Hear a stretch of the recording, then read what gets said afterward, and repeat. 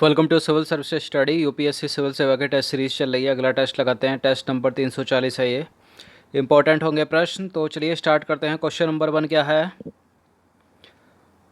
भारत में ऊर्जा की आवश्यकता की पूर्ति के लिए विभिन्न स्रोतों का उपयोग किया जाता है। उपभोग के आधार पर इन स्रोतों का घटते हुए क्रम में सही उत्तर दीजिए जरा। तो भारत में ऊर्जा की आपूर्ति करने के लिए सबसे ज़्यादा इनमें से किसका उपयोग किया जाता है, उसके बाद किसका और सबसे कम किसका? तो सबसे ज़्यादा तो कोयला ही है, और कोयला देखिए सब में लिखा है।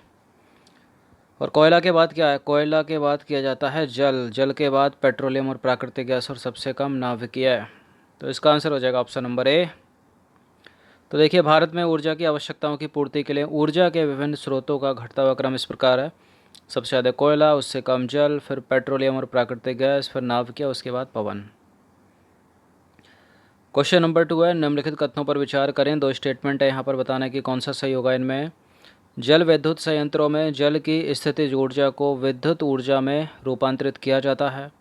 बांध के जल में डूबने के कारण बड़े बड़े पारिस्थितिक तंत्र नष्ट हो जाते हैं। बिल्कुल करेक्ट है दोनों के दोनों स्टेटमेंट। इसका आंसर हो जाएगा ऑप्शन नंबर सी। तो देखिए, उपरोक्त दोनों कथन सत्य हैं। जल विद्युत ऊर्जा एक जो है वो नवीकरणीय ऊर्जा का स्रोत है। जल विद्युत उत्पन्न करने के लिए नदियों के बहाव को रोककर बड़े जलाशयों मतलब कृत्रिम झीलों में जल एकत्रित करने के लिए ऊंचे ऊंचे बांध बनाए जाते हैं। यहाँ स्थापित जल विद्युत संयंत्र गिरते जल की स्थितिज ऊर्जा को विद्युत ऊर्जा में रूपांतरित करते हैं। बांध के जल में डूबने के कारण बड़े बड़े पारिस्थितिक तंत्र जो हैं वो नष्ट हो जाते हैं, क्योंकि बांध के आसपास बड़ी मात्रा में पेड़ पौधे, वनस्पति आदि जल में डूब जाते हैं। वे अवायवीय परिस्थितियों में सड़ने लगते हैं और विघटित होकर विशाल मात्रा में मीथेन गैस उत्पन्न करते हैं, जो कि एक ग्रीन हाउस गैस है। तो देखिए, बांध भी ग्रीन हाउस गैस का उत्सर्जन करते हैं। क्वेश्चन नंबर 3 है, निम्नलिखित कथनों पर विचार करें। 3 स्टेटमेंट है यहाँ पर, बताना कि कौन सा करेक्ट होगा। जिन ईंधनों का उत्पादन पादप एवं जंतुओं से होता है उन्हें जैव ईंधन कहते हैं। जिन ईंधनों का उत्पादन पादप एवं जंतुओं से होता है उन्हें जैव ईंधन कहते हैं। अपघटन की प्रक्रिया के फलस्वरूप मीथेन, कार्बन डाइऑक्साइड, हाइड्रोजन तथा हाइड्रोजन सल्फाइड जैसी गैसें निकलती हैं। जैव गैस में मतलब बायोगैस में सर्वाधिक मात्रा में मीथेन गैस होती है। बिल्कुल देखिए, जैव गैस में या बायोगैस संयंत्र में सबसे ज़्यादा मीथेन गैस होती है। करेक्ट है वाला स्टेटमेंट। अपघटन की प्रक्रिया के फलस्वरूप मीथेन, कार्बन डाइऑक्साइड, हाइड्रोजन तथा हाइड्रोजन सल्फाइड जैसी गैसें भी निकलती हैं। जिन ईंधनों का उत्पादन पादप एवं जंतुओं से होता है उन्हें जैव मात्रा कहते हैं। सारे के सारे करेक्ट हैं। इसका आंसर हो जाएगा डी, उपरोक्त सभी।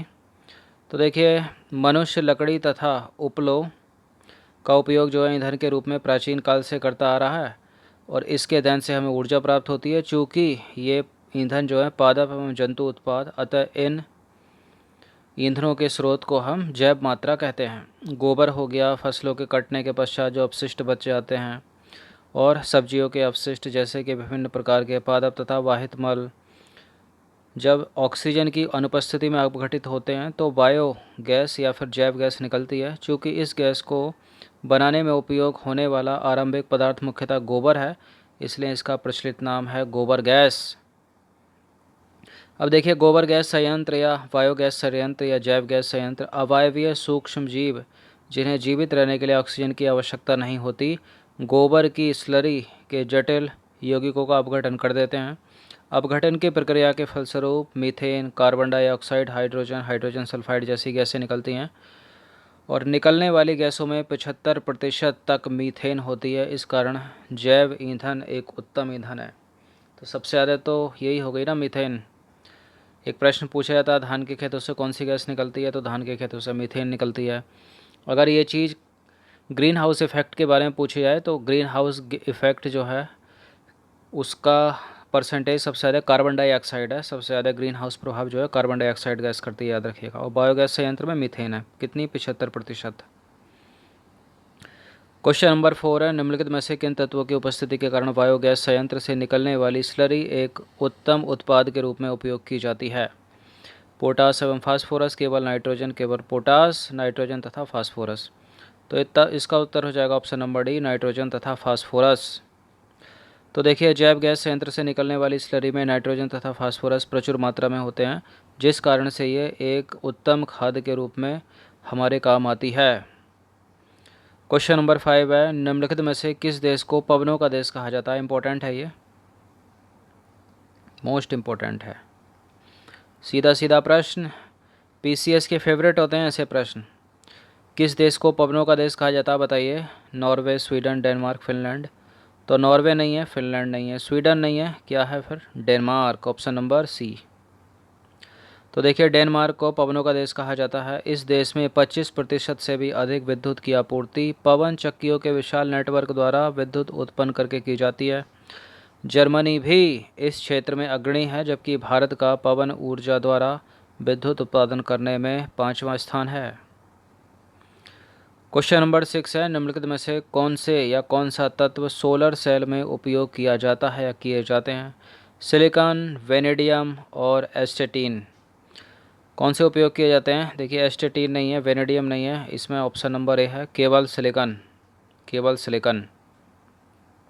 2 और 3 होगा ना, चौथा तो है ही नहीं। तो देखिए सोलर सेल द्वारा प्रकाश ऊर्जा को सीधे विद्युत ऊर्जा में रूपांतरित किया जाता है।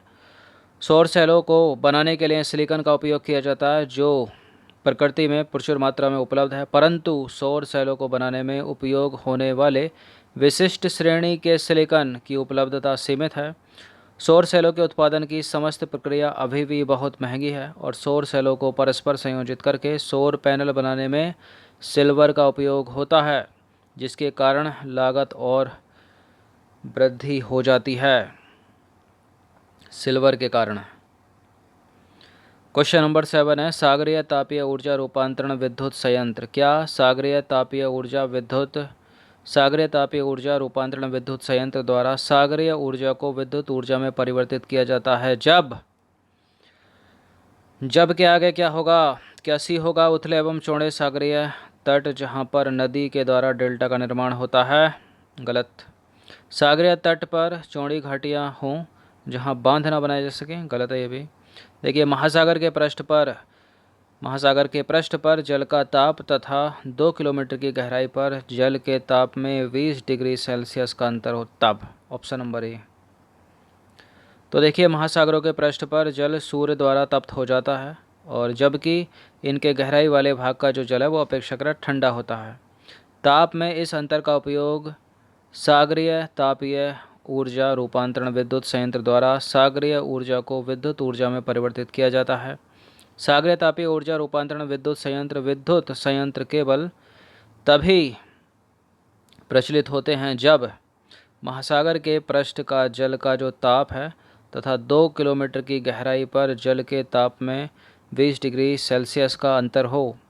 पृष्ठ के तप्त जल का उपयोग अमोनिया जैसे वाष्पशील द्रवों को उबालने में किया जाता है। इस प्रकार वनी द्रवों की वाष्प फिर जो है जनित्र के टरबाइन को घुमाती है और महासागर की गहराइयों से ठंडे जल को पंपों से खींचकर वाष्प को ठंडा करके फिर से द्रव में संघनित किया जाता है। तो ये सब प्रोसेस होती है। क्वेश्चन नंबर 8 है, निम्नलिखित कथनों पर विचार करें। 2 स्टेटमेंट है, यहाँ पर बताना कि इनमें से कौन सा सही है। नाभिकीय विखंडन नाम सुना होगा आपने। देखिए नाभिकीय विखंडन की अभिक्रिया में भारी परमाणु के नाभिक को हल्के नाभिकों में तोड़ा जाता है और नाभिकीय विखंडन अभिक्रिया के दौरान नाभिकीय संयंत्रों से अनियंत्रित दर पर ऊर्जा मुक्त होती है। देखिए विखंडन में करेक्ट है, एक भारी नाभिक 2 बराबर हल्के नाभिकों में टूट जाता है, लेकिन इसमें नियंत्रित दर पर ऊर्जा मुक्त होती है, अनियंत्रित दर पर नहीं। तो इसका आंसर केवल 1 हो जाएगा, यहाँ पर 2 गलत है। तो देखिए नाभिकीय विखंडन अभिक्रिया एक ऐसी अभिक्रिया है जिसमें किसी भारी परमाणु जैसे यूरेनियम, प्लूटोनियम अथवा थोरियम के नाभिक को निम्न ऊर्जा न्यूट्रॉनों से बमबारी कराकर हल्के नाभिकों में तोड़ा जा सकता है। जब ऐसा किया जाता है तो विशाल मात्रा में ऊर्जा मुक्त होती है और विद्युत उत्पादन के लिए डिजाइन किए जाने वाले नाभिकीय संयंत्रों में इस प्रकार के नाभिकीय ईंधन सोपोसी विखंडन श्रृंखला अभिक्रिया का एक भाग होते हैं, जिनमें नियंत्रित दर पर ऊर्जा मुक्त होती है, अनियंत्रित दर पर नहीं।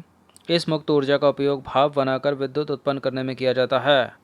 तो दूसरा गलत है। क्वेश्चन नंबर 9 है नाभिकीय संलयन के संदर्भ में विचार करना। अभी को देखिए, अभी तक नाभिकीय विखंडन था, अब है नाभिकीय संलयन। तो नाभिकीय संलयन अभिक्रिया के दौरान दो हल्के नाविकों को जोड़कर एक भारी नाविक बनाया जाता। विखंडन में क्या हो रहा था, एक भारी नाविक दो या दो से अधिक हल्के नाविकों में टूट रहा था। अब देखिए, नाभिकीय संलयन में सामान्यतः हाइड्रोजन तथा हाइड्रोजन समस्थानिकों से हीलियम उत्पन्न की जाती है। नाभिकीय संलयन अभिक्रियाएं सूर्य तथा अन्य तारों की विशाल ऊर्जा का स्रोत हैं। बिल्कुल हैं, और दो भी करेक्ट है और ए भी करेक्ट है, तो सारे के सारे करेक्ट हैं। इसका आंसर हो जाएगा ऑप्शन नंबर डी, उपरोक्त सभी। तो ये बी होगा ना यहाँ पर, सॉरी फॉर दिस, बी है ये। तो देखिए, उपरोक्त सारे के सारे कथन सत्य हैं। नाभिकीय संलयन का अर्थ है दो हल्के नाविकों को जोड़कर एक भारी नाविक का निर्माण करना, जिसमें सामान्यतः हाइड्रोजन तथा हाइड्रोजन समस्थानिकों से हीलियम उत्पन्न की जाती है। नाभिकीय संलयन अभिक्रियाएं सूर्य तथा अन्य तारों की विशाल ऊर्जा का स्रोत हैं। नाभिकीय संलयन अभिक्रियाओं के नाभिकों के परस्पर संलयित होने को बाध्य करने के लिए अत्यधिक ऊर्जा चाहिए, और नाभिकीय संलयन प्रक्रिया के लिए आवश्यक शर्तें चरम कोटि की हैं: मिलियन कोटि केल्विन ताप तथा मिलियन कोटि पास्कल दाब। तो फंडा क्लियर होगा। नाभिकीय विखंडन में एक भारी नाविक दो या दो से अधिक हल्के नाविकों में टूटेगा, और नाभिकीय संलयन प्रक्रिया में दो हल्के नाविक जुड़कर एक भारी नाविक का निर्माण करेंगे। अब इस प्रश्न का उत्तर दीजिए तो जरा। हाइड्रोजन बम निम्नलिखित में से किस सिद्धांत पर कार्य करता है? नियंत्रित संलयन अभिक्रिया, अनियंत्रित विखंडन अभिक्रिया, नियंत्रित विखंडन अभिक्रिया या फिर अनियंत्रित संलयन अभिक्रिया।